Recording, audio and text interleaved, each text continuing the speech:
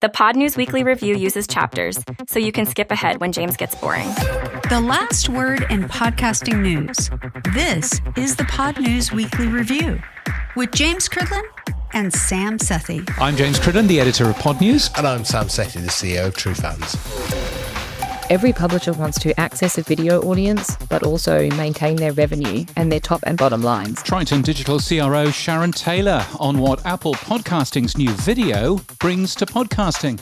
And there has to be an easier way for Canadian shows to be discovered, and there has to be a better way for all of the talent that exists here to thrive on the medium of podcasting. Kattie Laur on what's next for Canadian podcasting. Plus, is your favourite podcast using AI?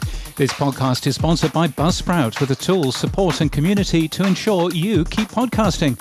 Start podcasting, keep podcasting with Buzzsprout.com. From your daily newsletter, the Pod News Weekly Review. James, we've been covering the news about Apple Podcasts for the last two shows at least, and it's been coming clearer about what the Apple announcement means to the industry. But I thought it would be interesting to take the side from one of the partners that have announced. We thought we'd talk to Triton, but what have Triton been talking about in the last few weeks anyway? Well, so Triton actually moved quite early on this. In December, they announced support for video podcasting. It was already then talking about dynamically inserted ads in video, but using MP4, of course. And then, obviously, in February, then Apple Podcasts starts talking about dynamic advertising through HLS in something which is coming with the next version of iOS. And of course, Triton also produces a really helpful podcast report, which comes out every year in the US. There's also versions for Australia, I think, maybe, but certainly for Canada. That had a bunch of information about video consumption. So it's a really fascinating company to take a look at. Yeah, well, I thought, let's go and find out from the Chief Revenue Officer, Sharon Taylor, who's a friend of the show, what this Apple deal means for Triton and how they're going to implement it. But before that, for those who don't know, I asked her, what is Triton Digital? Triton is an audio services provider to what started out as the commercial broadcast industry, so a big streaming provider and ad insertion, and then now all audio, so podcasting on demand, etc. We have a few different pillars. We do podcast hosting through two CMS that we own, Omni Studio and Spreaker. We do all advertising, dynamic and programmatic. We do measurement of the industry, and then we have the streaming business still as well. So anything audio you can think about is Triton Digital. You've now started to make announcements about moving towards video. So the first one was the support for MP4, and then you did a deal with Spotify. So talk to me about those two and why you went into that video solution. Yeah, I think for those that know me as like a real true audiophile. And you know, when I was running Omni Studio for years has just been an audio CMS. It's built for podcast, it's built for audio on demand. And that was Triton's take on the industry as well. We did audio really well, and we still do. Obviously, in the last few years, all of us have watched this groundswell towards YouTube and podcast video in general. And in the early days, some of us with our tinfoil hats were like, it's a flash in the pan. It wasn't a flash. And so I think how we thought about video has changed as the market kind of has moved. Essentially, our job is just to be a hosting and distribution and monetization platform for audio content. And if audio content is becoming video as well, then we need to do that. And so halfway through last year, we decided to build video into the Omni Studio CMS so that publishers could upload an MP4, and Apple at the time was really the only one that allowed MP4 in RSS. It's not new technology. It was Apple's best or worst kept secret. And so we built that as like a beta product, because for us on video especially, and for me, it's very, very important that a publisher stays in the driver's seat of their audience and their monetization. Because I think we've made missteps as an industry over the years of giving away the keys to that kingdom. And for us, it's really important that how you monetize and the ads that you run are delivered from a central point. And so that's why we did the MP4 RSS to start. A lot of other hosts have intimated that, it's far too expensive to do MP4. You have to download a 1 gig file. It's too much. Why would we do it? Yada, yada. Where have you found the cost model then? Because clearly you've decided to implement it, but is it a big charge to the podcast creator covering your cost? Or have you found a clever way of downloading MP4s at a reasonable price? No, we control the file size. And so I think at the moment we're only doing 720. The reality of that beta product is it still exists. It was great for many reasons that I outlined, like remaining in that driver's seat, but it's challenging because it was published to Apple specifically. As a podcast consumer, and I will admit that I'm firmly locked in Apple's ecosystem, but I'm not leaping out of bed on a Monday morning, looking at Apple Podcasts, all of the shows that I already follow, and then thinking to myself, I should search again for this show to see if there's a video version. And one of the downsides of the MP4 product and the way Apple does it is that it had to be a separate show. And so candidly, like uptake of that was not huge, but it did give us the foundation for what turned into surprise conversations with Spotify and Apple as they announced their own offerings. And so we were ahead of the curve in terms of a UI to allow for video upload. And it gave us a lot of good learnings in terms of how to push the file down. Video advertising and video delivery is wildly expensive, to your point. And so I think that that was the framework. And now we can move into the Spotify Apple offerings and take that learning with us as we figure out the model for consumers and for publishers. Apple in the past used to have a filter for audio and video. Do you think they're going to have to now update the UI to bring that back?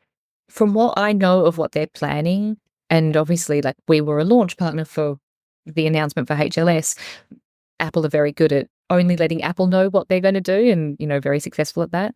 Their UX and their UI, I think, is going to change quite drastically to let users toggle between audio and video, and they've been public about how they're going to change that. I think that the podcast consumer on Apple Podcasts and how they want to find video, there'll be lots of learnings there, and they will be able to toggle between the two. And if publishers still want to have a whole separate show, they could do that as well. But I think there's a lot we are yet to find out in terms of how that's going to roll. Okay. Now, one of the things that I've been banging the drum about is something called the alternative enclosure. I think Triton have now supported the alternative enclosure. Is that correct? Yep, that's correct. Yep. What do you think people start to use the alternative enclosure for? A lot of our customers have their owned and operated apps. A lot of our customers have their own aggregator apps that pull in content from the rest of the podcast ecosystem as well. And so I think it's too early to understand what they want to do with it, but we knew that there was a groundswell that is asking for the alternative enclosure URL. And so it's just our job to make sure that all the technical opportunities are there for publishers to choose how they want. I think it'll be mostly in their own apps because you want to, again, that driver's seat analogy, you want to remain in that seat, especially to control costs of like allowing people and where you want to distribute that video out. Now, along came Spotify, knocked on the door of Triton and said, hello, we're going to do video. What has the relationship been?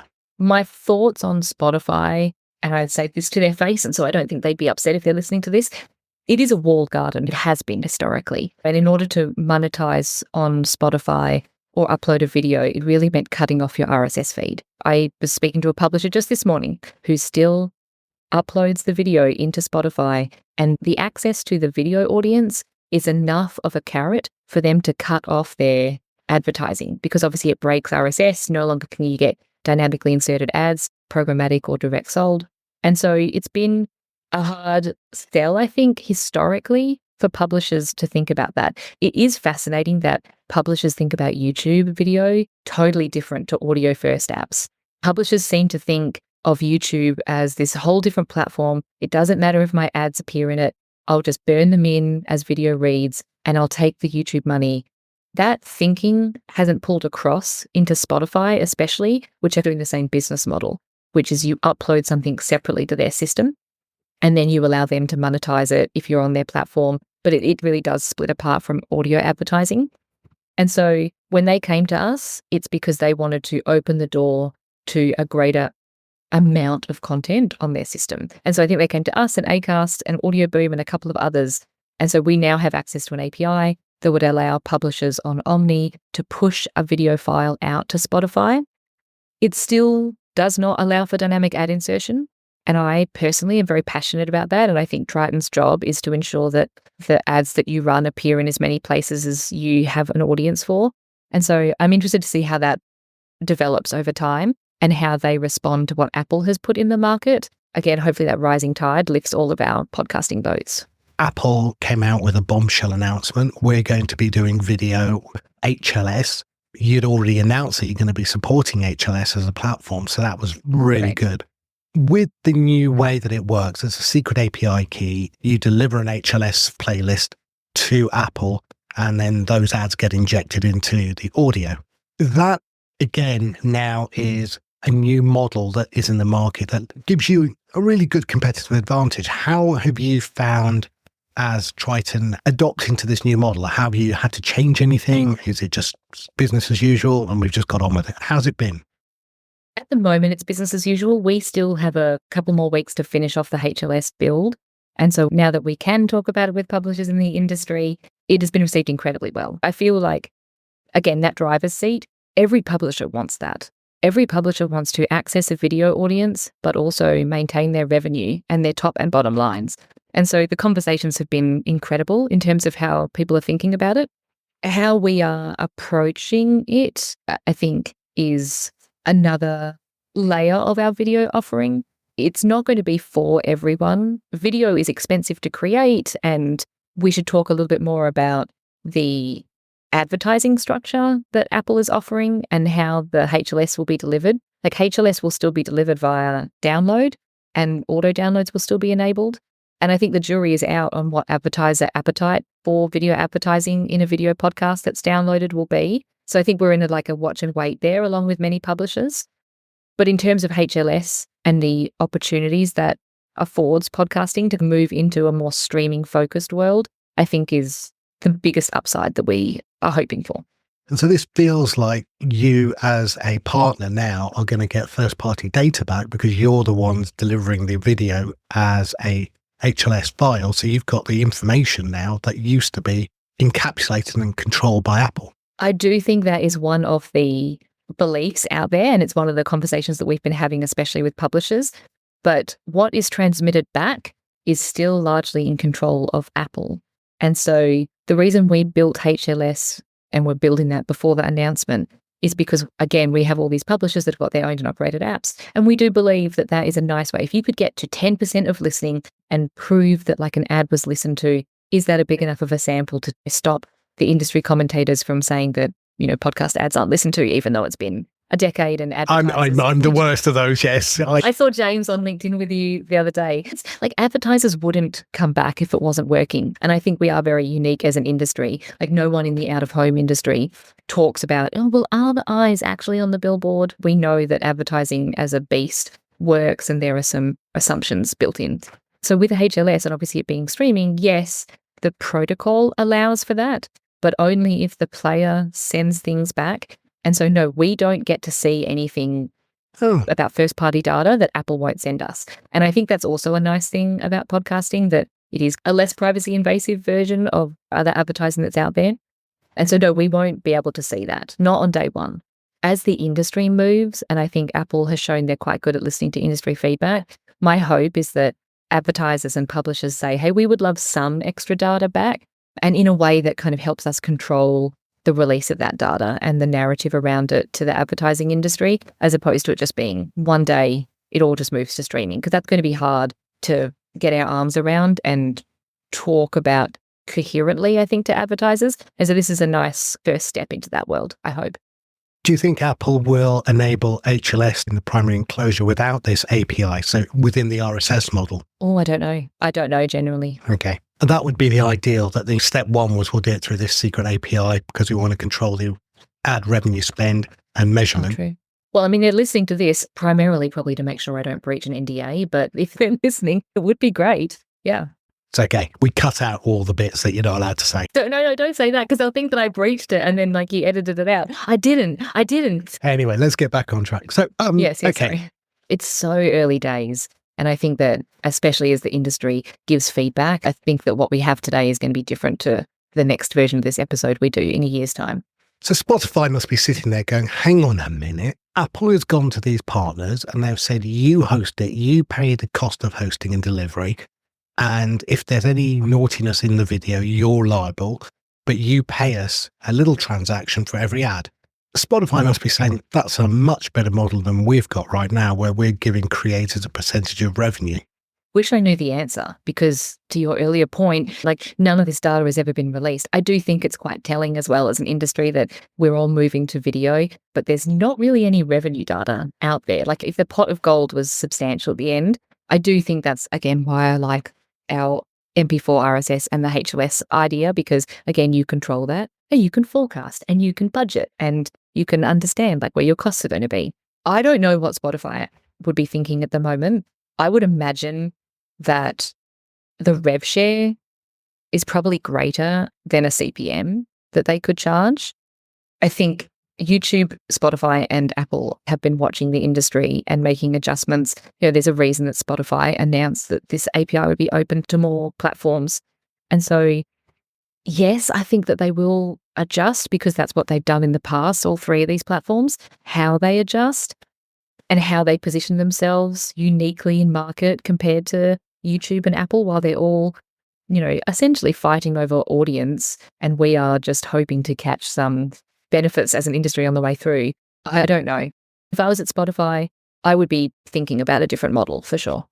Now, you've got the title of Chief Revenue Officer, so I'm going to ask you, what do you think will be the uptake then of people now saying they want to put their ads into video on Apple? I'm a little skeptical, personally. I think that, especially on day one, the opportunity of putting ads into a video podcast on Apple exists, whether that's 1%, 10% or more. I think in the initial phase, those numbers feel right to me. I think the jury's out on how existing advertisers will respond to what Apple is offering. Like, there's a video advertiser that exists right now in the industry, like writ large in advertising, and they are used to getting very specific video metrics back.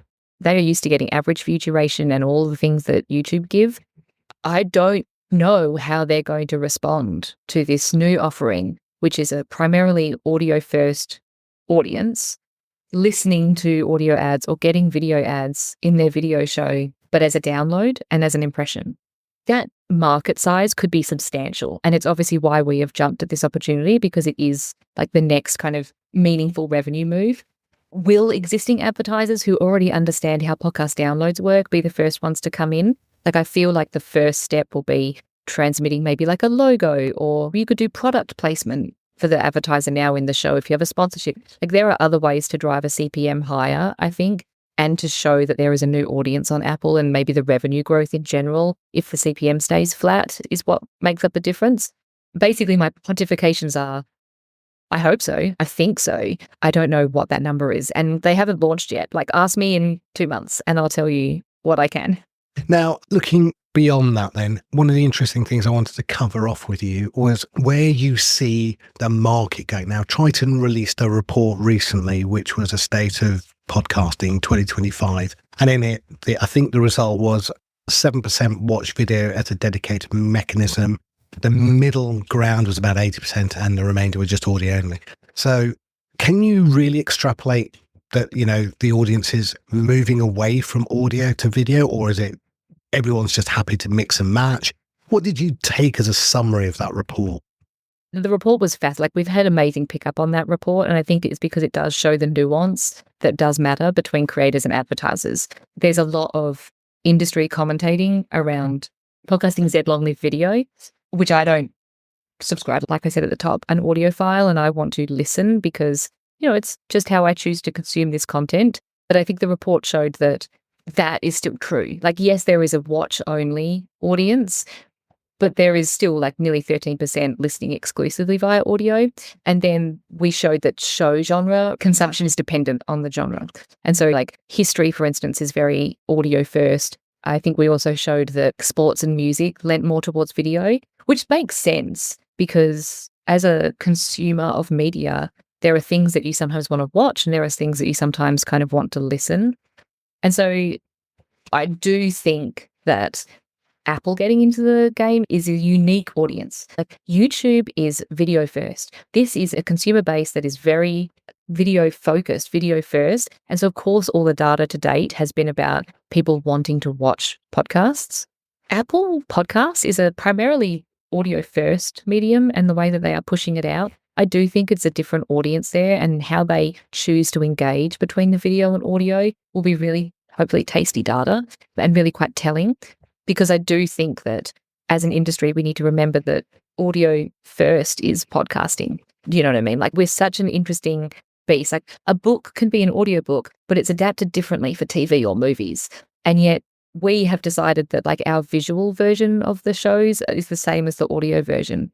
And I think that's telling in the data based on the audience numbers, because how people choose to consume, if it's an audio first experience, makes sense that they're kind of that 80% are swapping between the two, because sometimes it might be interesting enough to watch and other times it's still audio first and powerful as like a relationship in your ears. Now, one of the new entrants into the market is Netflix. Yes. Which, surprise, I mean, is it cheap TV? Is it filling out the schedule because they can't? Or is it the fact that, I think I said it to James, I watch YouTube during the day and I watch Netflix at night, and the two never really mix. That's from a Brit. Of course, I understand YouTube in the North American market is also a primary channel, but generally that's how I see it. Has Triton got a relationship with Netflix? Will you be working with any of those podcast platforms? Will you be serving ads, or is there nothing at all that works between the two of you? At the moment, Netflix are doing licensing deals direct with the publishers and creators. And so they're just getting the video file separately and then pushing onto their own servers. And so there's no technical gateway there between us. There are other apps that have come to us and said that they would like to get the video versions onto their podcast apps. So funny with Netflix and Hulu getting into it. You know that meme with the butterfly, and it's like, is this a podcast? I forget who it was. Like, I listened to a podcast called The Town, and there was a wonderful woman on there who I will now butcher what she said, which is Netflix and these entertainment giants are not getting into podcasting because they want to be in podcasting. They have an audience who are looking for a certain type of content, and podcasting has a lot of content, and they are marrying that up and then using the halo effect of podcasting to try and hopefully move an audience there as well. And so it's just content being found by an audience. I don't imagine a world where Netflix and others are pulling from the RSS feed or even looking to a podcast host like us to like get that file, because their systems are built specifically for video in a very specific way. I am interested to see what happens with Apple TV. We're not pushing 4K, to your point about costs, but maybe Apple TV puts podcasts there as like follow-up to the shows the way that Disney Plus is doing potentially. And maybe because they already have the relationship on the Apple podcast side, maybe that's an easier doorway, especially onto mobile devices. But no, Netflix and the entertainment industry writ large are doing what they want to do and calling what they want to call a podcast. No shade. Yeah, the marketing departments, I think you're spot on, are using the halo effect. This is a podcast. No, it's not a podcast. It's not even a podcast on YouTube. Correct. And then we get like looked at like the insane ones because we are pushing our glasses up of our nose and saying, oh, but it's not an RSS feed. And then we immediately lose the media argument at that point. And so, you know, that's fine. I'll take the halo effect on our side as well. Final question, Sharon. One of the interesting things is we're seeing a lot of content go towards premium content. We've seen big numbers really from Patreon, $2 billion paid out to content creators. How do you see the market going between the advertising and the premium content? And how does Triton deal with that? Do you provide premium content capabilities as well? Okay, yes, we do. And I have thought about this for a long time. So we built a product called Secure Distribution 5 years ago, again, for the publishers that have got their owned and operated apps. And it allowed them to sell subscriptions without having to think about a third-party platform. So if you have your own membership database and your own payment gateway, you can sell that and retain a lion's share of the revenue. Again, that driver's seat analogy that's really important to us. But we do integrate with Spotify Open Access. And then we were one of the launch partners that Apple chose as well for the premium feeds that they have, the delegated delivery. And so, yeah, I think that especially as business models continue to change and as video plays a larger role, our job is to just allow for whatever model publishers want and mix and match. If you want a show that is premium, have a show that's premium. going back to video, I would love it if some of those things were able to do premium video as well, because I think that also solves part of the advertising conundrum with video podcasting. So no, I mean, 100%, I think paid audiences work for a very specific type of show. I don't know that it works for podcasting, as an industry writ large, because the content's been available and ad supported for so long. But for a very specific show with a very engaged audience and a huge fan base, I think it's an amazing business model. Now, if I want to find out more about Triton, Omni, Spreaker, everything that you guys do, where would I go? Head up to tritondigital.com is the best port of call. There's a blog there. There's like a whole pile of information that we keep updated around what's going on in the industry and what we're up to, and a way to get in touch with us there through the contact form. And last and most important question, will we be seeing you for a beer in London? Yes, I will definitely be there. Yes, looking forward to it. Highlight of the podcasting calendar of the year, honestly. Excellent. Sharon, thank you so much. Congratulations to everything that you guys are doing. It must be exciting right now with all the things that are changing and moving around. It gets audio, video, HLS, subscription. It's a good time to be in podcasting, I think. It's always been a great time. I've said it's every year that I've been in the industry that it's a great time to be in the industry and an interesting time to be in the industry as like everything kind of changes. So yeah, it's continuing to be another one in 2026. Sharon Taylor from Triton Digital. I was learning more about Apple Podcasts and HLS earlier on in the week. One thing that I have heard is that Apple Podcasts has more video content on there. But I'm not quite sure how to search for it, because at the moment it's very difficult to search for the video content. So I'm looking forward to seeing a little bit more of that. And also, apparently, one of the publishers is already doing dynamic video advertising. So I'd like to see a little bit more of that as well. I believe that questions are being asked somewhere. Can we tell James about this feed that we have? So hopefully I'll be able to have a look at that. But yes, things moving on apace. And of course, Apple talking at Sounds Profitable and Podcast Movement Evolutions at South by Southwest, talking at that conference all about their new HLS podcasting as well. Talking about things moving on apace, James, it feels like since the beginning of the new year, podcasting 2.0 is gaining more traction, or at least wider adoption. We've seen Apple, obviously, with the TXT tag, and obviously with chapters and transcripts, and now we're seeing video. iHeart and Triton obviously are adopting HLS video, and the latter two are adopting the alt enclosure. It seems that, all this work over the last 3 years is finally beginning to resonate. But this week, Alberto Batella, who's the co-founder of RSS.com, put on Mastodon that he's also putting up a new tag proposal for AI disclosure. What's he talking about, James? Well, so Alberto believes that there should be some sort of disclosure in the RSS feed that a show has been made or an episode has been made with AI. And it's not quite, my issue with made with AI is, well, what do you mean? This show is made with AI. Our show notes are produced by Buzzsprout's co-host, who are our sponsor, of course.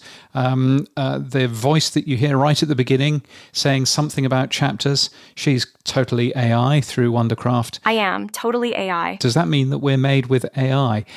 So that's always been my issue with this. But Alberto strongly believes that a little checkbox should be available. So firstly, RSS.com has added it. There is a checkbox for all RSS.com users, which is made with AI, and you check that. But also there is a really helpful little thing when you press the information button next to it. There's a really helpful explainer of when you should be saying that your show is made with AI and when you shouldn't. And that's a really helpful thing. Yeah. One of my questions, as you posed, was, what element of AI within this show should then qualify for us to have to self-register? So Alberto's actually created a website called shouldidisclose.ai, which allows you to answer several questions and then determine whether you should or shouldn't put the tick box for AI, which is quite nice. You can also go and listen to a podcast from rss.com called AI Disclosure in Podcasting, which actually has the new tag built into it, plus 16 other Podcasting 2.0 tags that it sports. Yeah, I mean, it's very nice. So at the moment, at least, rss.com is using a version of the podcast.txt tag, which I'm not sure is the correct thing to do, but nevertheless, it does mean that you can just launch something now and see what happens. And it's important that it is in a tag, or at least is programmatically available in some way, shape, or form, because I would suspect that at some point, advertisers will want to know, is this show made with AI, in the majority, and advertisers will want to be aware of that. And the best way of doing that is to have a simple machine readable tag in your RSS feed next to those particular episodes. So I think that is whether or not the TXT tag is the right thing, I think that is an absolutely good plan. Apple at the moment, if you want to put a AI show into Apple, then they are asking that you disclose it both in the episode notes, but also in the audio as well. Not necessarily something that many of the companies who are producing AI podcasts are doing, I should say. But I think also making it programmatically readable so that a computer can understand whether or not this has got AI in it is a very useful thing. So as of now, I believe that TrueFan supports it, and I believe that the Pod News podcast directory pages also support it. Well, I know that the Pod News ones do. Because you coded it. Because I coded it. And it does look as if there are a couple of other podcast hosting companies who are already saying, this looks like a good idea, we will do that. And I think that all of that makes a really good idea, actually. I suppose one of the questions that I would have is, who's going to be driving this? Because it can't just be rss.com driving it. So will it be the Podcast Standards Project? Does it fit into that? Will it be, somebody like Sounds Profitable? Does it fit into that? The IAB? Who's going to be the industry body that actually drives an AI disclosure forward? And I'm not quite sure what the answer to that is quite yet, but it would be nice to know. In my opinion, I think I've always looked at the Podcasting 2.0 community as the R&D arm, and the Podcast Standards Project as the marketing arm. That's how I, in my head, see it. And so I'm hoping that I think the qualifying bar for getting something adopted as a standardized tag from the Podcast 2.0 community is, I think, one app and two hosts, or two apps and one host, whichever way. Anyway, that seems to be the bar, and then it gets adopted. That then would throw it over to the Podcast Standards Project, who then would promote it into the hosting community, because that's where it's going to be driven from.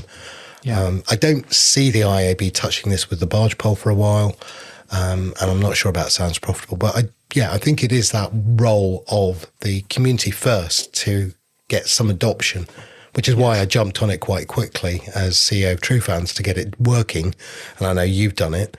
But let's see where it goes. I think the TXT is a little bit of a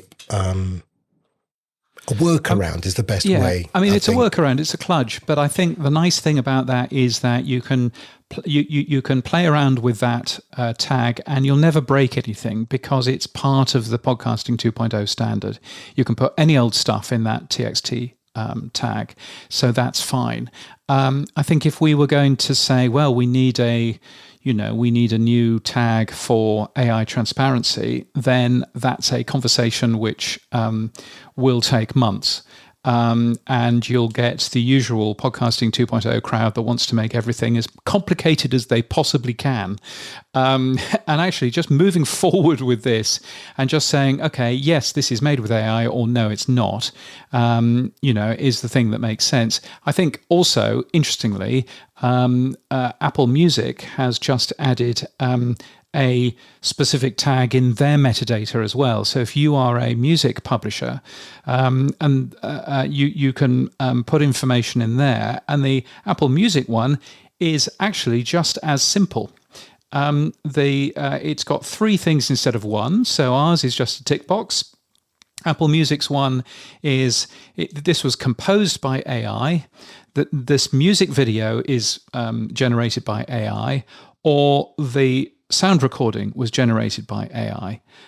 So one of those 3, and you can see that actually that does fit together quite nicely from Apple Music's point of view. I think the podcasting one is even simpler, and probably doesn't need to be too complicated right now. So I think that certainly the industry is moving in this way, and I think that's a good thing. It'll be interesting if Apple Podcasts adopts the same tag within the spec for Apple Podcasts in the iTunes spec.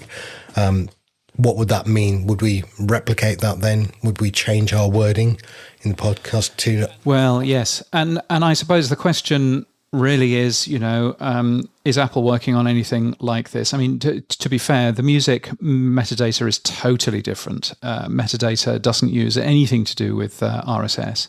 But yeah, I mean, maybe this is a conversation that should be going on with Apple and with Spotify as well. But you can very clearly see, I think, that music is a bit of a different case. Although maybe it isn't. I mean, maybe the definition of composition is script writing, and that's much the same, And the definition of sound recording, well, that's your AI clone voice, isn't it? So yeah, but certainly I think starting with a simple tick box makes a bunch of sense, and I think seeing how far we go with that. And how keen the industry is to actually clean up its act and make sure that it's really, simple and straightforward. I think one of the things that Alberto is very keen about is to make sure that there's no, you don't get marked down because you've ticked that AI box. Now, that might be the case from Alberto's point of view. I can almost instantly see that, OP3 will use that as a signal, that some podcast hosting companies will use that as a signal for their advertising, and that some apps will use that as a signal as well to hide some of the AI content. So, I suppose we just need to see what happens there as well. Now, Alberto did mention that Spreaker has been collecting this for a while when I questioned who else was doing it. And he said they've been collecting a true-false value and adding an automatic disclaimer in the episode description. Well, given that Spreaker is the host for Inception Point AI, I wonder, is there a feed I can find that I can test against that would show that this is being disclosed as AI? Well, I mean, certainly having a look at some of the Inception Point AI shows, as I was doing a couple of days ago, there is still very varied mention of AI in those shows.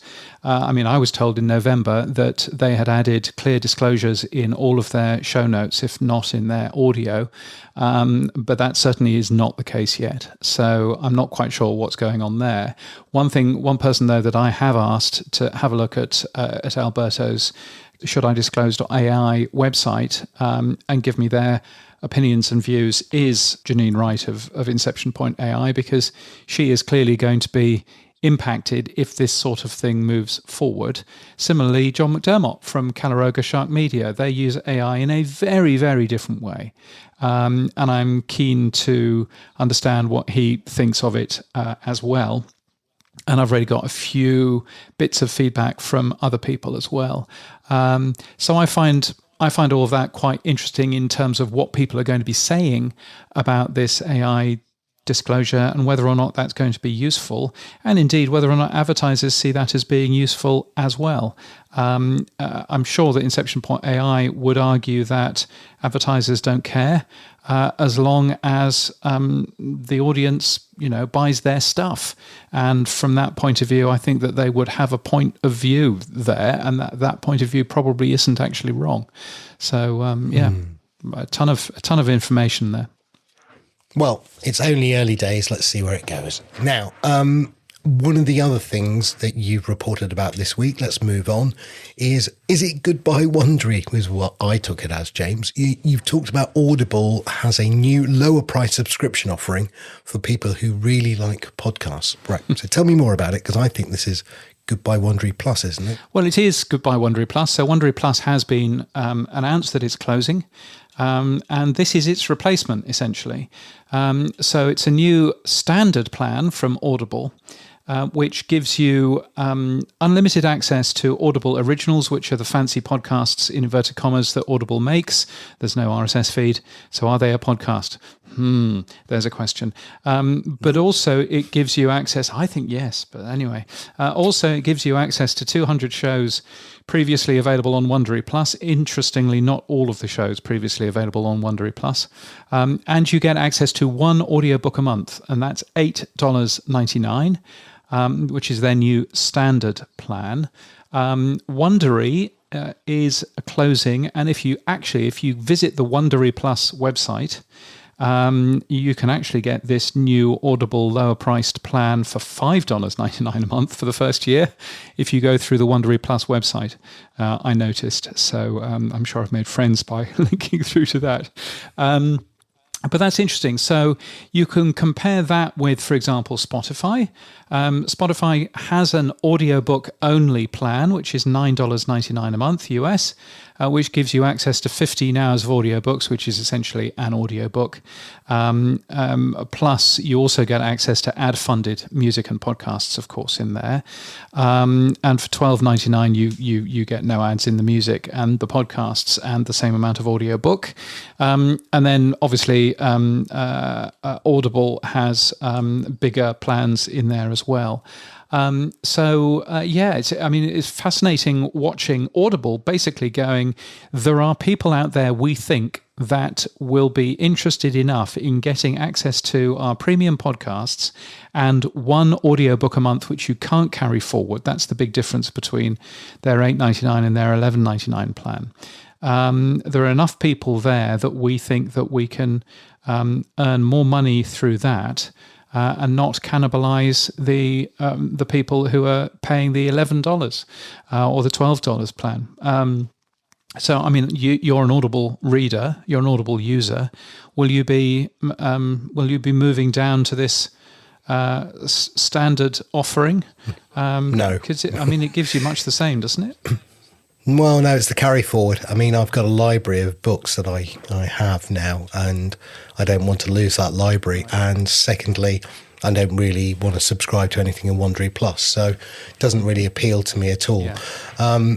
Is this the start of Amazon finally, smashing together three different units into one? Because we've always said it's the outside-in company. Amazon Music has podcasts, then you had Audible, then you had Wondery.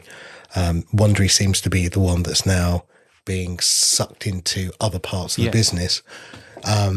Will they eventually be sensible and put Audible into Amazon Music, or Amazon Music will remove podcasts and put it into Audible? I don't know, but is this the start of that, James? Well, I do think that there's something in having a separate brand for spoken word, which is the Audible brand. I do think that there's something there. Now, weirdly, of course, just to make this even more complicated, if you don't want to pay $8.99 for the Audible new standard subscription, then you can pay $11.99 a month. That gives you Amazon Music Unlimited, which is essentially Amazon's version of Spotify. You get access to ad-free podcasts from publishers like Acast, for example. And now you get access to one free audiobook from Audible each month.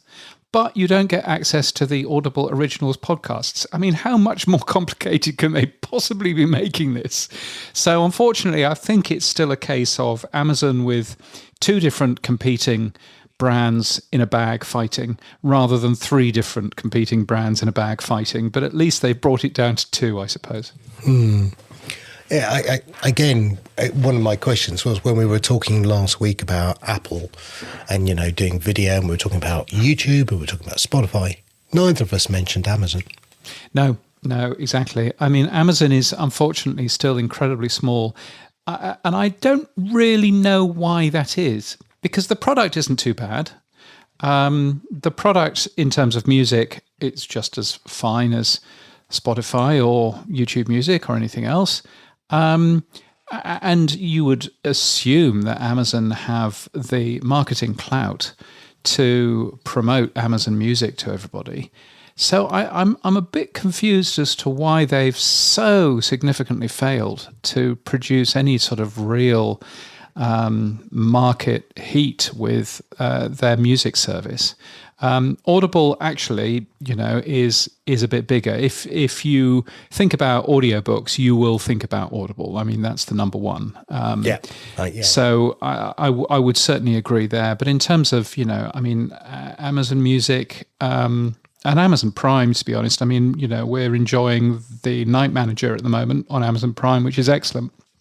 But even Amazon Prime is not, it's certainly not given the same kudos as Netflix or HBO Max or, any of these other services. Well, let's see if this next iteration of Amazon makes any difference, but I certainly won't be downgrading. Let me put it that way. No, indeed. Now, earlier we spoke to Sharon Taylor, who's based in Quebec in Canada. Canada's a fascinating place for podcasting with lots of US content and a much smaller industry of its own.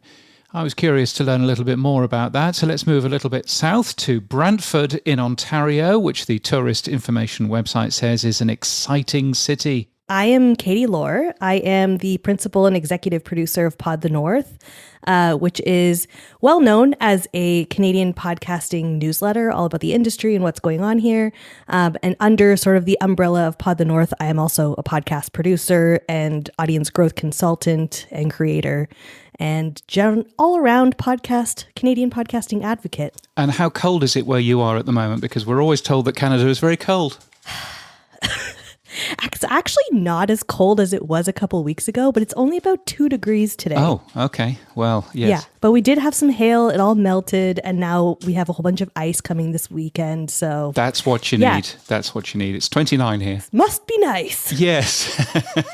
I know it gets up that way during the summer. You're fine. You just have to cope with the rest of whatever it is that you're currently in. Podcasting in Canada, the one thing that I know when I look about podcasting in Canada is I look at the Canadian podcast ranker and there's loads of Canadian shows in there and I go, oh wow, all they listen to there is Canadian shows. And then you realize that the Canadian podcast ranker from Triton is participating podcasts only, and the only people who are participating really are Canadian podcasters. So what does the Canadian landscape look like? Are there lots of people listening to stuff from the US, or is there a vibrant Canadian podcast industry? So I get most of my stats from the Canadian Podcast Listener Report, which has been really interesting to watch because I've been downloading it for the last, decade, it feels like.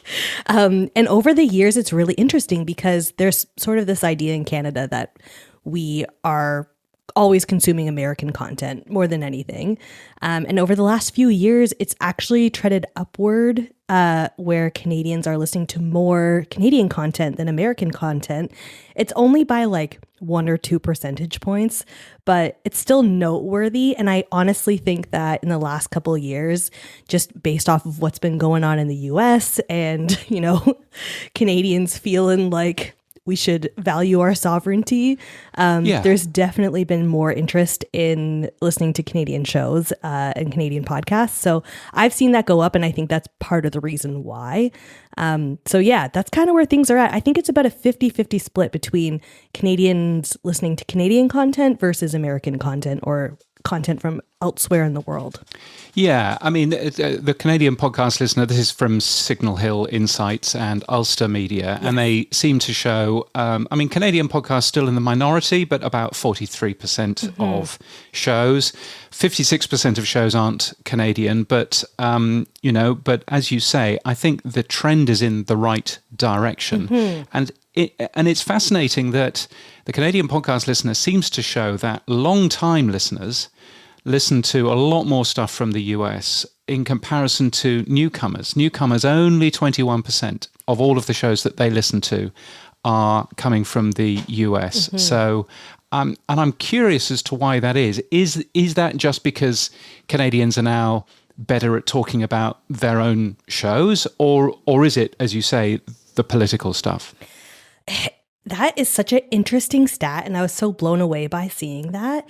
And it's hard to say what it is that's really impacting that. I mean, I can't help but think it's political.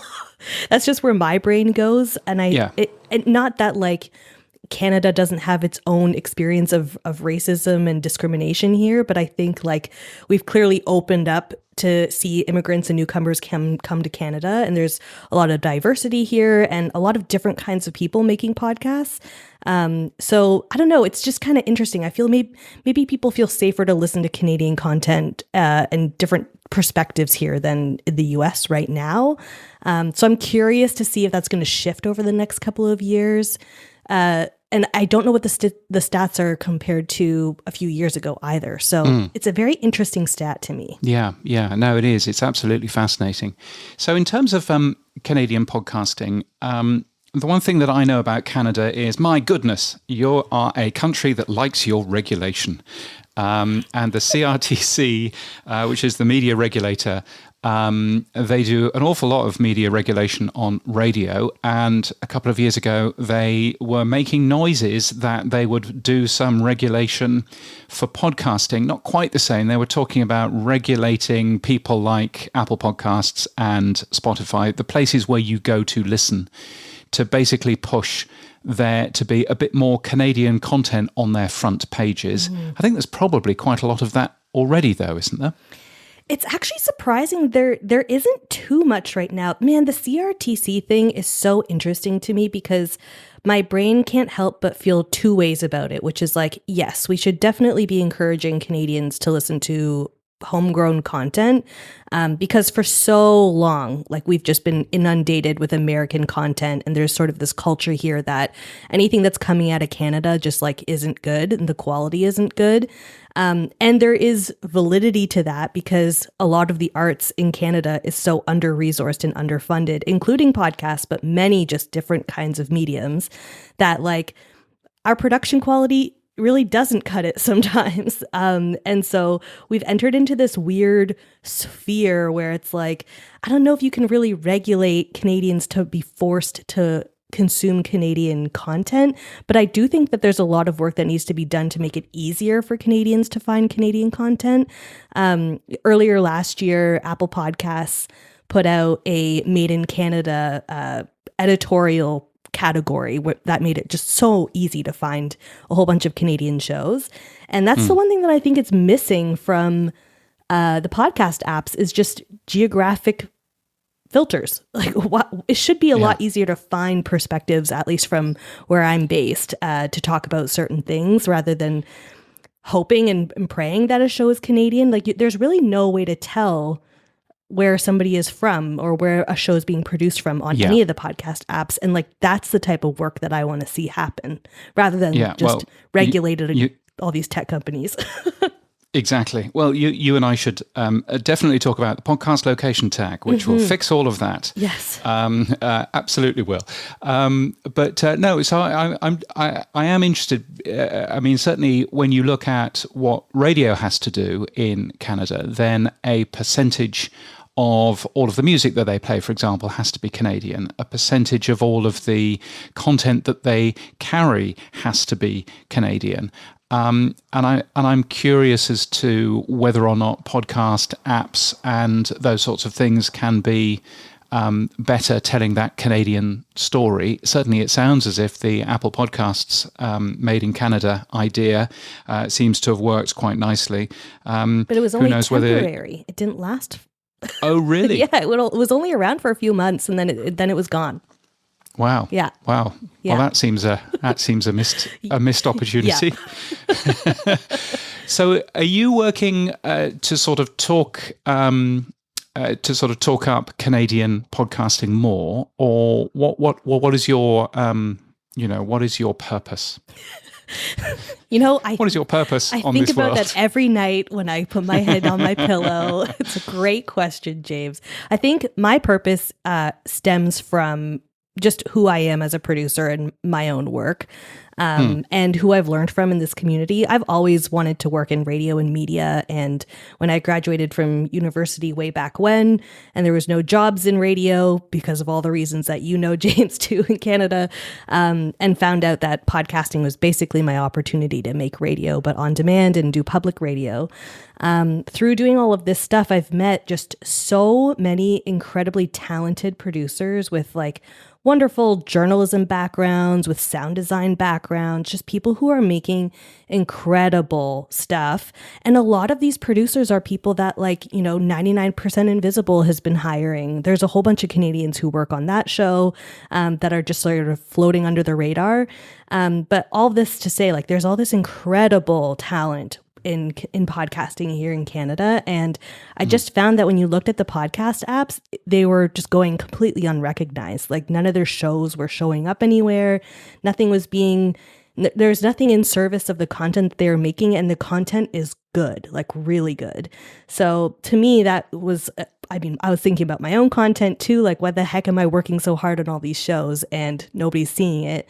So that's kind of where the passion came from, which is there has to be an easier way for Canadian shows to be discovered, and there has to be a better way for all of the talent that exists here to thrive on the medium of podcasting. And just none of that exists right now. So that's my purpose, is to figure out how to make that happen, basically.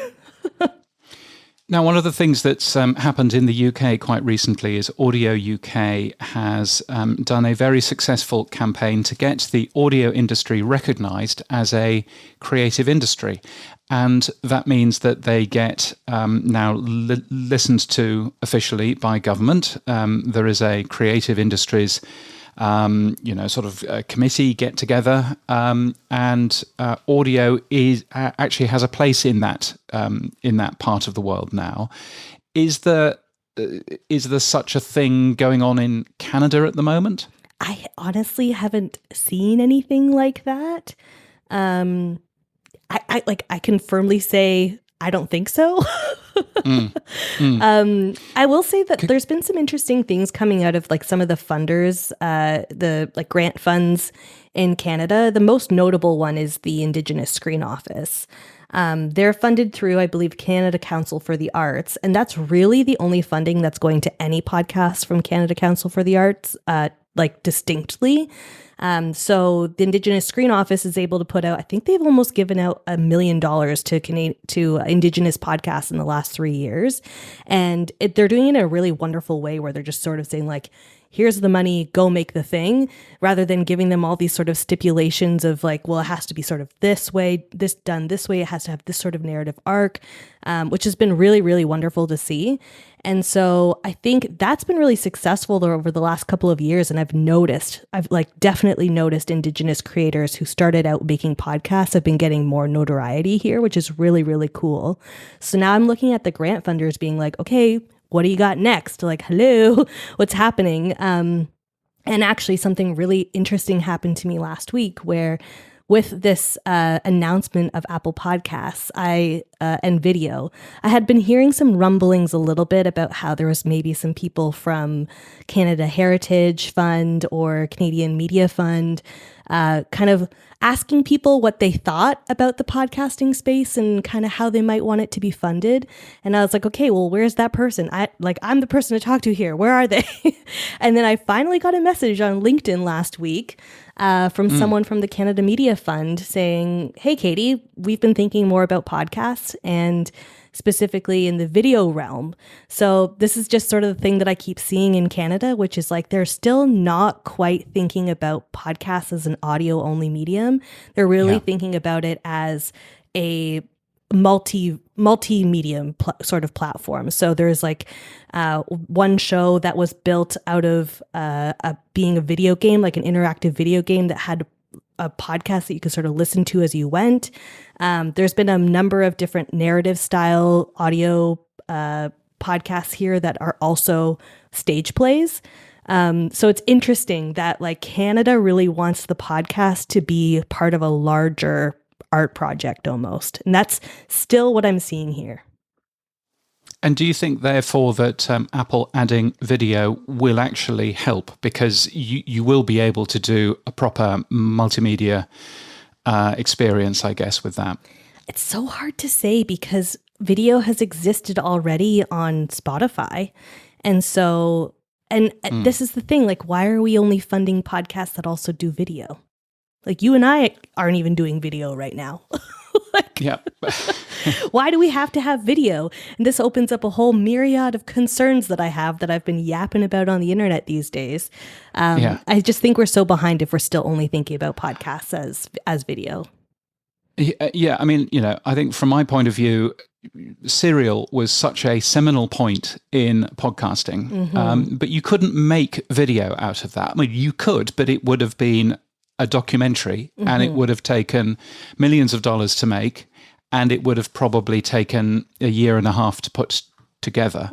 And we've lost so much if we just assume that a podcast is now two people having a chat in front of three locked off cameras. Yes. That seems to me not what podcasting is kind of all about. Yeah. And that seems a bit of a shame and a bit of a missed opportunity. That, yes, okay, if you want chatcasts are fine, but chatcasts aren't the same thing as as a fully formed, as S-Town, for example. How could you make S-Town into Yes. video? Yes. You simply can't. And you simply can't. The interesting thing about this in Canada too is that CBC Podcasts, for example, has just been absolutely crushing it with their slate of true crime series. Like, they are getting global notoriety around these series, and those would be incredibly difficult to do in video.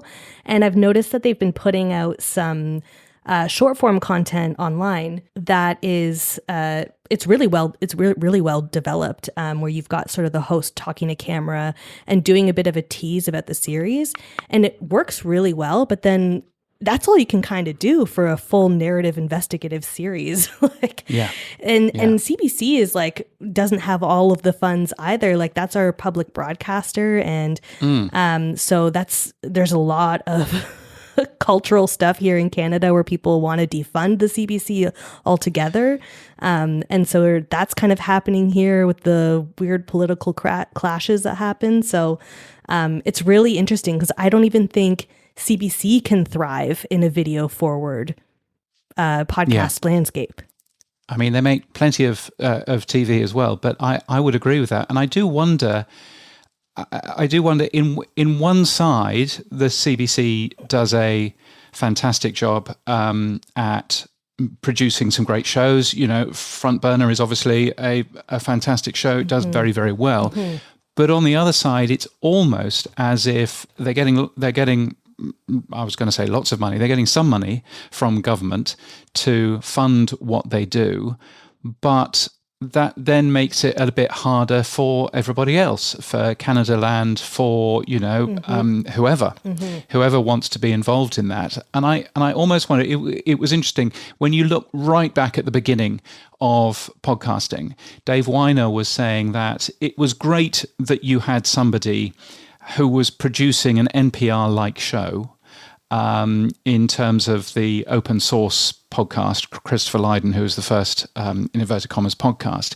That was great, but that was so polished and so public radio that it was kind of scaring some people away. And I thought that was very interesting. And you look at, for example, in the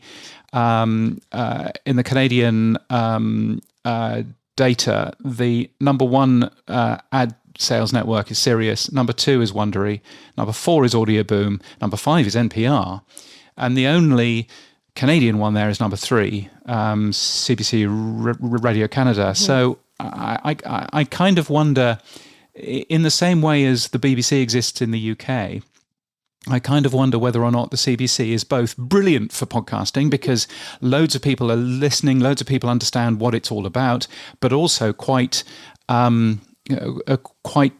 difficult for podcasting because it's actually this great big this great big albatross, elephant, large animal in a room with plenty of small animals. So I don't know. It's an odd one, isn't it? It is. And I do worry that, CBC being the gold standard of Canadian podcasts does set maybe like a bit of an unattainable standard for the rest of the indie shows out there. But there are so many incredible shows that are doing something completely different that are wonderful to listen to. But what I find is lacking the most, and I hate to say it because I don't love capitalism, but money. Like, I just find that in all of my work in podcast growth, like money really comes through for audience growth when you do really well-rounded and strategic targeting. And if you're able to do that and hone in on finding a podcast audience that is completely aligned with another show, you are golden. And just people don't have money to experiment with marketing tactics or anything like that, let alone like setting up a video camera in front of them and putting out numerous pieces of content that are like complementary to their show. And is that because advertising in Canada isn't working as well as it is in the US in terms of an ad revenue model? So the Canadian Podcast Listener Report put out some info a couple of, like maybe a month or so ago, that was saying that the advertising landscape for podcasts in Canada is about 7 or 8 years behind the US. And this has been such a classic story for the Canadian culture, is that we are just so risk averse that like it takes forever to just like make a move and try something out here. And it just feels completely opposite to the way things are and the way the industry works in the US, where people are just sort of throwing money around all the time, it feels like. So here in Canada, it's really difficult to lock down a sponsor on your show, especially when you are a podcast, a Canadian show that's focused on a Canadian audience. And, most people will say, well, just make your show for a global audience and just expand your reach. But there's value in making content for people at home. People want to be seen and they want to see their stories reflected in the stuff that they listen to. And this is what I found with my own show, Canardian. It's a show where we gossip about Canadian hometowns. And so it's clearly a show for Canadians to listen to. And I got an Apple Podcast feature 2 years in a row, and it really helped me grow my audience. But only one season did I really have the resources to produce video. And even with a really successful Apple Podcasts feature, I think my audience was I was just under 10,000 downloads a month. And like, that's the threshold to get any sort of sponsorship on it, right? So like that is what I would say is like a pretty successful Canadian podcast, because I seemed to get a decent amount of listeners who stuck around. But there's a whole bunch of Canadian brands here who have never, ever dabbled their feet into podcast advertising. So there's a whole bunch of education that needs to happen here. And the podcasts that are by Canadians for Canadians, their audience sizes are just much smaller because we just don't have the population size that the US does, if you want to compare it to that. So it's really difficult to like land some sort of sponsorship model on any podcast here. And that's kind of the work that I want to be doing over the next couple of years, is really figuring out like, okay, is there a new way of doing this where we don't have to rely on the download anymore, and we can price ourselves based off of strong engagements and consumption rates and verified listeners and all the good stuff that the people at Bumper are doing. So I'm kind of looking to those guys to be like, all right, set the new standard for us so that us Canadians can benefit off of it. Katie, where can we firstly, where can we get Pod the North, and then secondly, how can we hear your show as well? Oh, thank you. So Pod the North is on Substack. It's just podthenorth.substack.com, and then you can also for now, right? For now, I'm probably going to move it. You know what would be great, James, if I had some funding. If I could just move over to things that I could pay for that are more ethical. Oh, it would be just be so nice. Yeah, fair enough. But yeah, so there's the Substack newsletter for now, and then I've got podthenorth.ca, which is my website. You can find all the other info that I'm up to there. And then my show, my podcast, Canardian, is on all of the listening apps out there. And just look for Canardian. The image is a Canadian goose wearing an orange toque. That's me. Katie, thank you so much. Thank you. The Pod News Weekly Review With Buzzsprout. Start podcasting, keep podcasting. So for the first time in history, James, podcasts are now bigger than spoken word radio. Is that true? It is, yes. This is new data from Edison Research at SSRS. They look at all of the stuff that Americans put in their ears, which of course includes podcasting, it includes music, it includes all kinds of stuff, music radio and spoken word radio. And for the first time, Edison Research is saying podcasts are now bigger than spoken word radio. So 10 years ago, spoken word radio was absolutely massive. So this is, talk radio, sports talk radio, The Fan, NPR, all of that kind of stuff. And podcasting was tiny, it was 10%. Spoken word radio was 75% of all spoken word content. And that was 10 years ago. And now podcasting has just overtaken AM/FM spoken word radio, which is a really big deal. That's quite a change. So you can very much say that podcasting is the new talk radio. So some fascinating research. I think we've kind of been sort of guessing that this would happen for a while, but really interesting seeing that those graphs finally, finally beginning to cross over. Really big historical news in terms of podcasting. Now, does everyone agree with you? Does Tom Webster agree with you? Look, I think this is really big news for podcasting, and I think it does nobody any benefit if you turn around and you try and pick at what the data does or doesn't say, and trying to make some kind of story about whether your research is better than Edison's research, and also trying to claim that you understand everything about Edison's research in a company where you haven't worked for 3 years. So I don't think it's particularly helpful, to be honest. But pretty well everybody else who I've been talking to has agreed. Stephen Goldstein, for example, Amplify Media, he says that the shift confirms something that he has argued for years. Podcasting is the new talk radio. And actually the spread, he believes, is even wider in lower age demos, basically under 55, which I'm still just in. Oh, thanks, Gran. Great. Old man. But he reckons this spread is even wider, and he's absolutely right. I'm sure he's absolutely right. I've not seen those figures either, but I'm sure that he is absolutely right. And, talk radio, a bit like cable news, is all old people. And there's nothing wrong with old people, but it's a different world. So I think pretty well everybody agrees that actually this is, it makes sense, doesn't it? It makes sense that podcasting is beating now spoken word radio. What he's not necessarily saying, by the way, is that AM/FM radio has, in inverted commas, lost audience. Just that in the last 10 years, as people have got older, we've had an extra 10 years of young people who have focused more on podcasting than they have focused on talk radio. So I don't think that the story, and Edison Research didn't say, but I don't think that the story is people switching away from talk radio into podcasts. I think rather more it's the fact that 10 years of people have died. We've got 10 years of young people in these numbers, and that's probably responsible for a large amount of the swing that we have actually seen. Yeah, I look at my 20-year-old children. I say children, young adults. They don't listen to radio. Not a thing. They don't listen or watch terrestrial TV either, particularly. They use YouTube. So I think we are seeing a demographic shift in the way that people consume content. Yeah.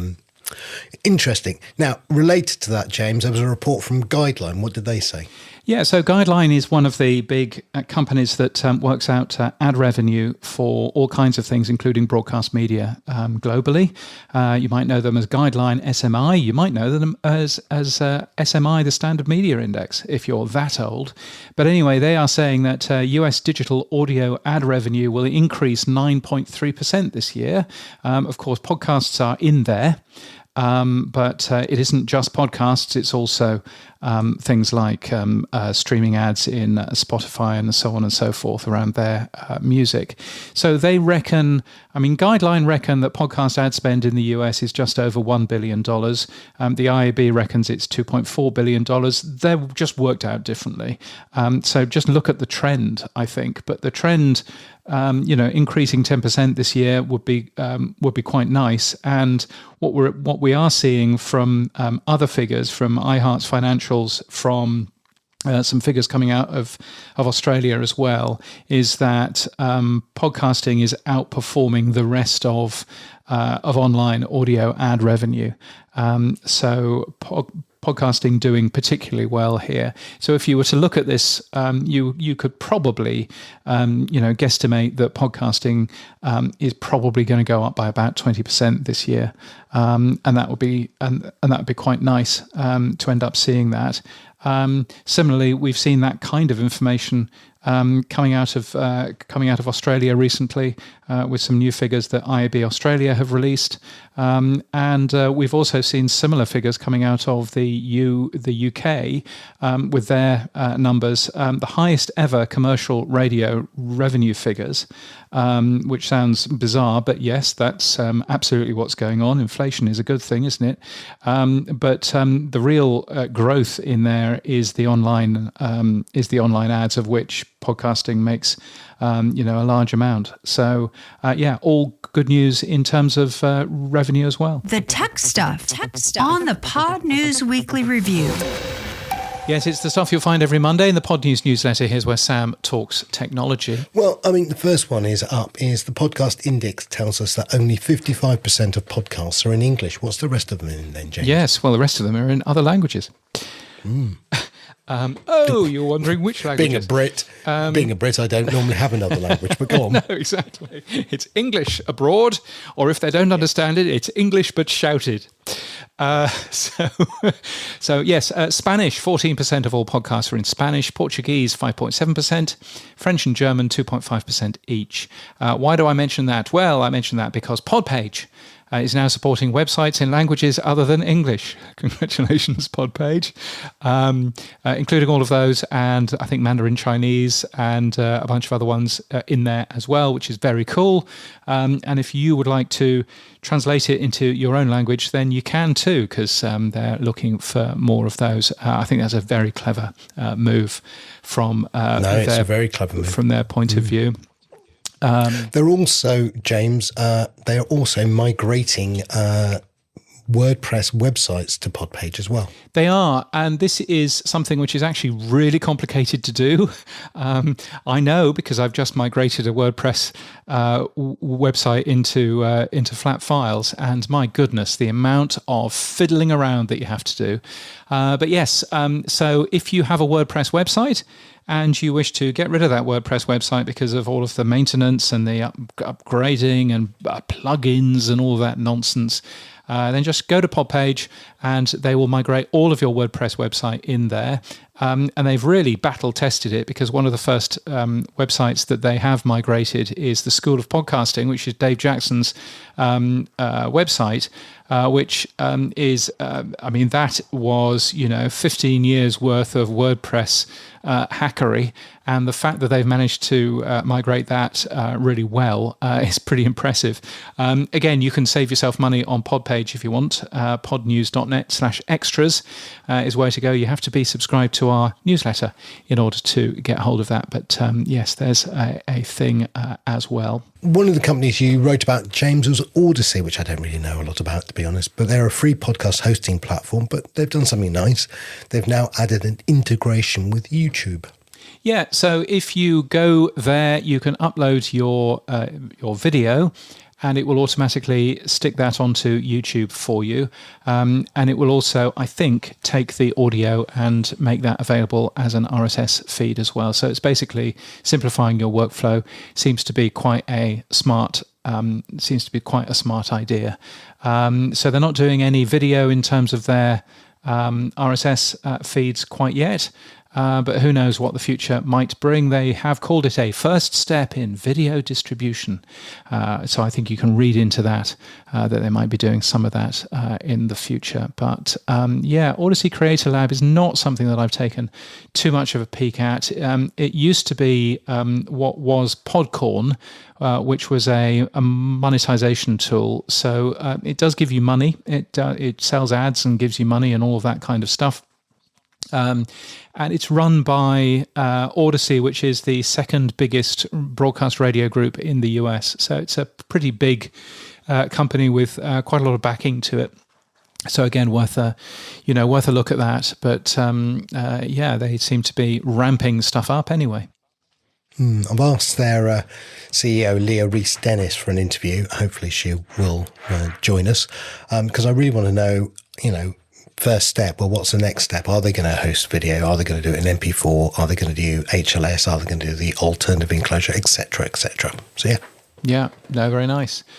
There's a new version of Podfriend coming out. Martin Maritzson says it's very beta-ish right now. I think I'll open it up when I get back from the US after next week. So let's hope that he's able to get back to the US nice and easily. But it's looking very nice so far. So I'm looking forward to having a play with the new Podfriend. We all need new podcast apps because we all get some really nice ideas from them. And Podfriend appears to have quite a lot of real thinking behind it. So it'll be fun to see.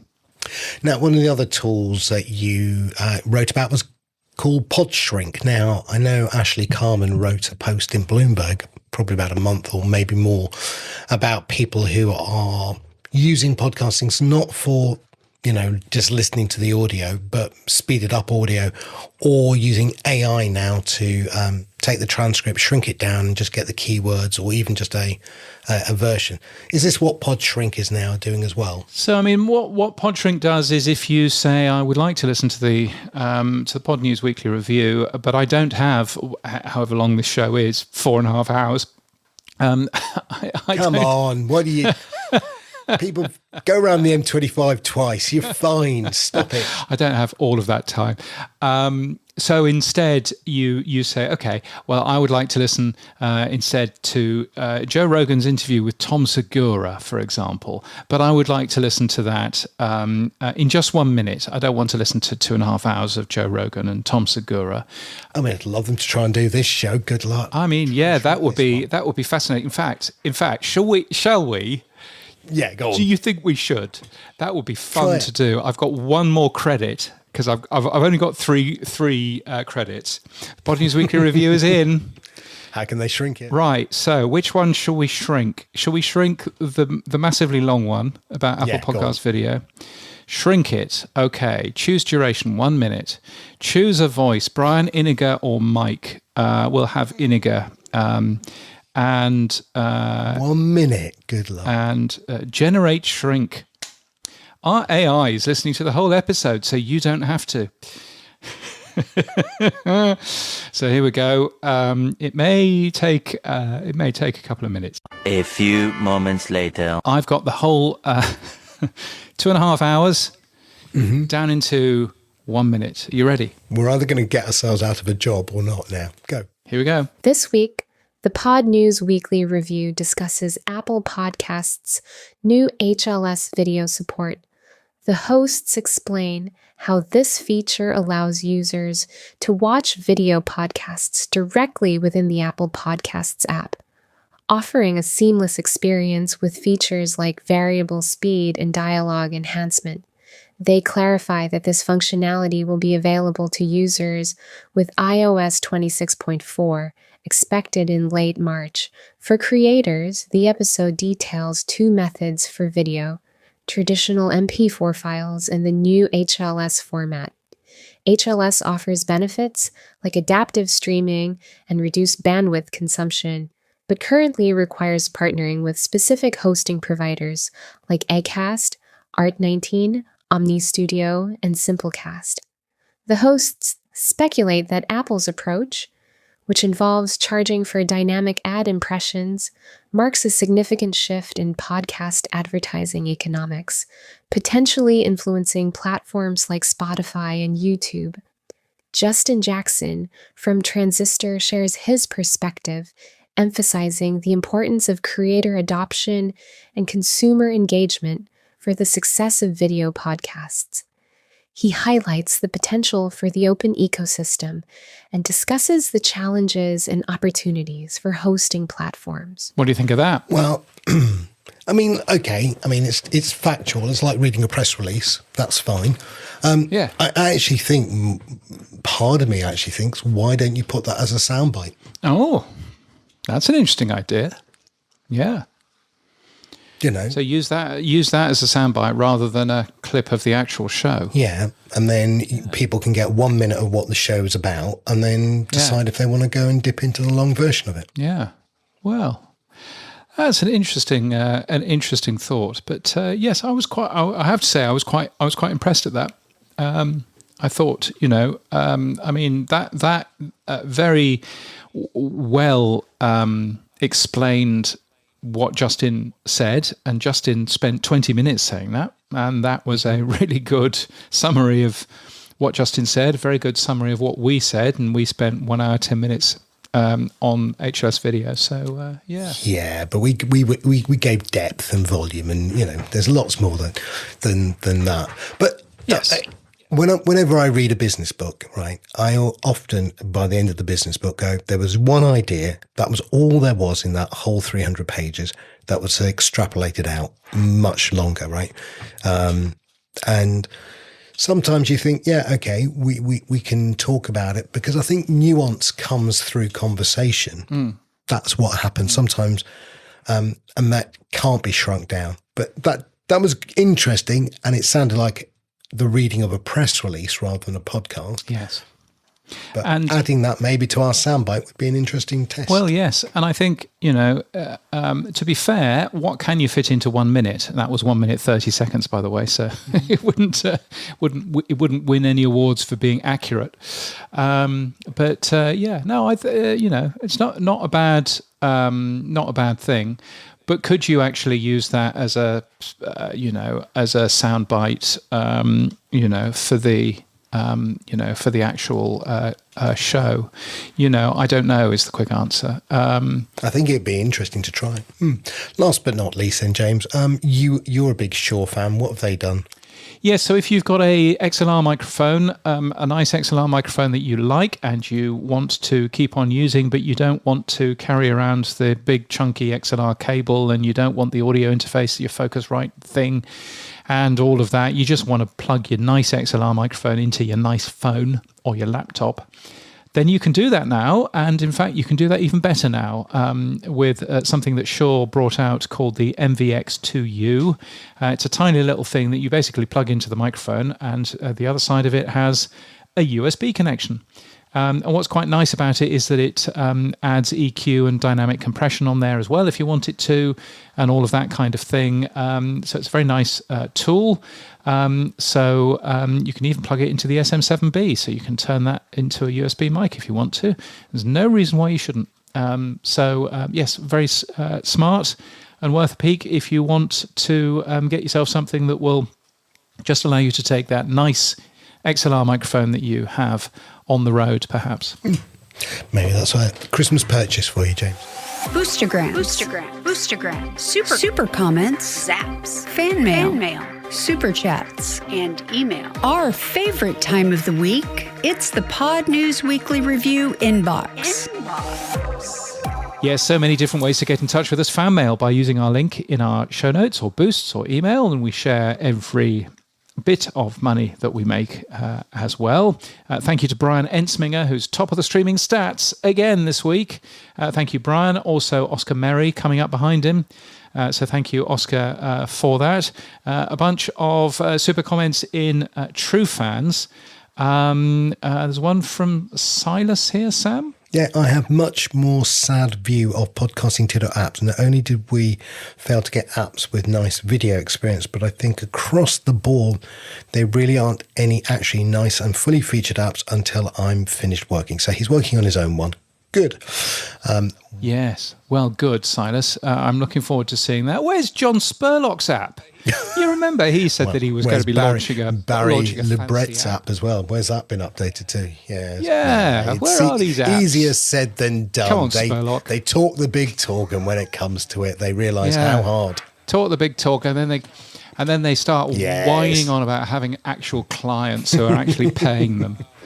Oh, dear. Anyway, Neil Velio, who was listening to Siobhan McHugh. I bloody love this woman. She speaks truth about AI in podcasting, particularly her comments about Inception Point AI. Thank you, Neil. Sending 1,024 sats. Also, another 20 sats. Oh, big spender. Unreliable trivia with Sam Sethi is the best feature to exist. I enjoy playing around with that. Is the best feature to exist since Karnak the Magnificent from Johnny Carson. I don't know who Karnak the Magnificent is from Johnny Carson, but thankfully YouTube does. So I'm off to take a peek at that. Right. Yes, thank you very much. I laughed my socks off when I heard that. So yes, well done to you. Yes, unreliable trivia, and yes, I also enjoyed having a bit of unreliable trivia with me as well at one point. So that was slightly embarrassing. And Seth Goldstein saying great intro for some reason. Oh yes, that was right at the beginning of last week's episode. Whatever the AI voice, whatever I programmed the AI voice to say, can't remember now. He was also saying that not being able to manually skip ads is bad UI. That was something that I was saying about the Apple Podcasts spec. I can absolutely categorically confirm now that Apple Podcasts will not be stopping people from skipping the ads in either video or in audio. So the fact that it is in the main Apple spec has nothing to do with anything. And this is what you get when you don't open up your spec for podcasters. But my understanding is that spec is going to be opened up. Which is good. And my understanding of why they haven't opened up the spec yet, by the way, is that they're actually making changes to it. As more people are playing around with the spec, are working out what's easy to build, what's difficult to build, blah blah blah, then they are actually taking that into points of view and changing what that spec says. So as soon as the spec is finalised, then I would imagine that we will see some of that on the Apple Podcast website, which is, I think, a good thing. Good. Matt Kundle, 5,151 sats using Fountain. Thank you, Matt. Question, he says. A few weeks back, you had Tony Doe on the show live, and you mentioned that you cleaned up his audio a touch. What tool did you use? I used the Wave tool, which is called Voice Regen. You'll find it at waves.com. And I had access to the beta for that. It's a great little tool. So yes, I ended up using that. Thank you for asking. It's a very smart little tool. It's just a one click and away you go. So that's very nice. And an enigmatic and exciting message here. 333 sats from Chad F using Cast-O-Matic. Test number 2. Test number 1. Yes, well, exactly. What did happen to test number 1 and test number 3, 4, and 5? Yes. No idea. Anyway. And we should also thank James Burt. Because James Burt ended up doing something which I thought was really, really nice.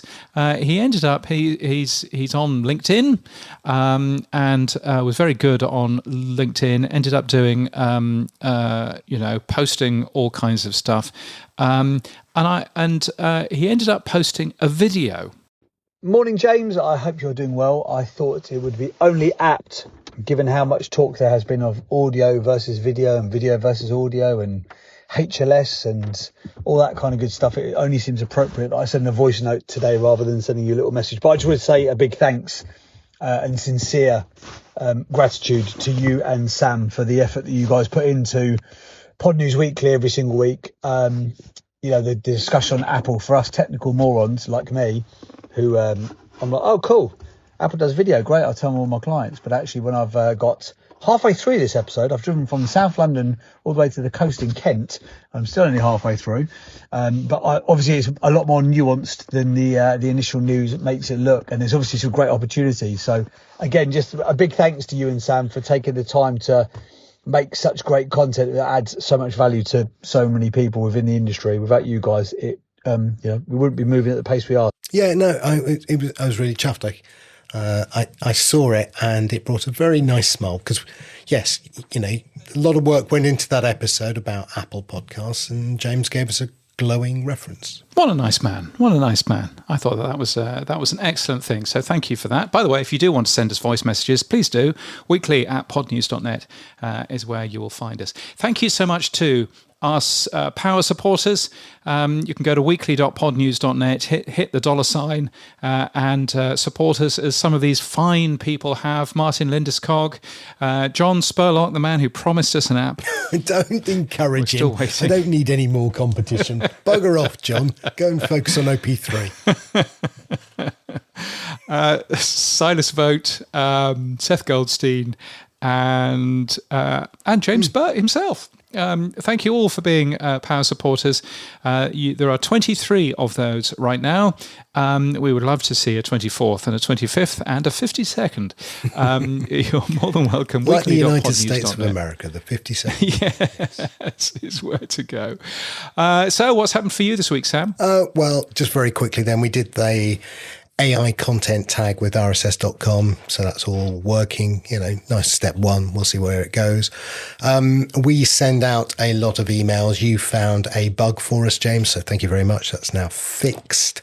But we are adding in granular email controls because we obviously get a lot of feedback. And one of those is I want to turn on some, turn off others.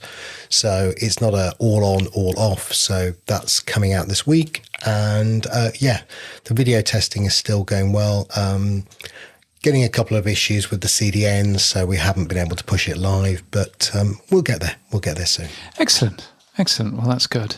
So what's happened for you? I've had a pretty quiet week. I'm trying to think of something that's interesting to tell you, which isn't James has bought a new toy. But what have you got now? I actually haven't even bought a new toy this week. So James. I know it's no good at all. So, really can't tell you very much. Other than, it's been a nice quiet week. Looking forward to going to Riga in a couple of weeks' time. I've discovered at least one person who is doing a brewery tour. So that's a tick. So looking forward to that. But I am also, I'm looking forward to talking to somebody who lives in Riga, who is a podcaster. I'm not sure he's going to the show himself, but I do know that he's looking forward to having a chat with me, and we will go and find a beer somewhere. So who knows? That might be a guest on the show if I've got my little microphone with me. Where? Just a question. Where's your flight going? I am not going via any of the Arab states. So just checking. So although there are lots of Australians apparently who are going via Dubai or Doha or somewhere else, good luck with that. Good luck. Because that's going to be difficult. So target practice. So I'm going via Hong Kong, and then Hong Kong to Helsinki. And then Helsinki down to Riga. That's a long way. So it's not actually a long way round in comparison to any of the other way rounds, and I would much rather be going that way than going via Heathrow anyway. So yes. So I'm quite looking forward to that trip. It'll be with Cathay Pacific for the first bit, and then with Finnair for the second bit. Finnair is brilliant because they do, firstly, when they wake you up with the lights after the big long flight, they wake you up with the lights, but they pulse the lights in sort of blue as if it's the Northern Lights, which is a really neat trick. And the only juices that they do on the flight, they're very pared back in terms of the stuff that they do. The only juices that they do on the flight are either water or blueberry juice. And so this time last year, I was laughing with Todd because literally the only juice that I could get on this flight was blueberry juice, which I thought was amusing. So so there we go. But yes, I've successfully avoided flying via the Arab states, which is probably a good thing right now. But I'm sure that everybody involved in all of this knows what they're doing. And that's it for this week. All of our podcast stories taken from the Pod News Daily newsletter at podnews.net. You can support this show by streaming sats like Brian Ensminger and Oscar Murray. You can give us feedback using the Buzzsprout fan mail link in our show notes, or you can send us a boost or become a power supporter like the 23 power supporters at weekly.podnews.net. Yes, our music is from TM Studios. Our voiceover is Sheila D. Our audio is recorded using Clean Feed and we edit with Hindenburg. And this podcast hosted and sponsored by Buzzsprout. Start podcasting. Keep podcasting. Get updated every day. Subscribe to our newsletter at podnews.net. Tell your friends and grow the show. And support us. The Pod News Weekly Review will return next week. Keep listening.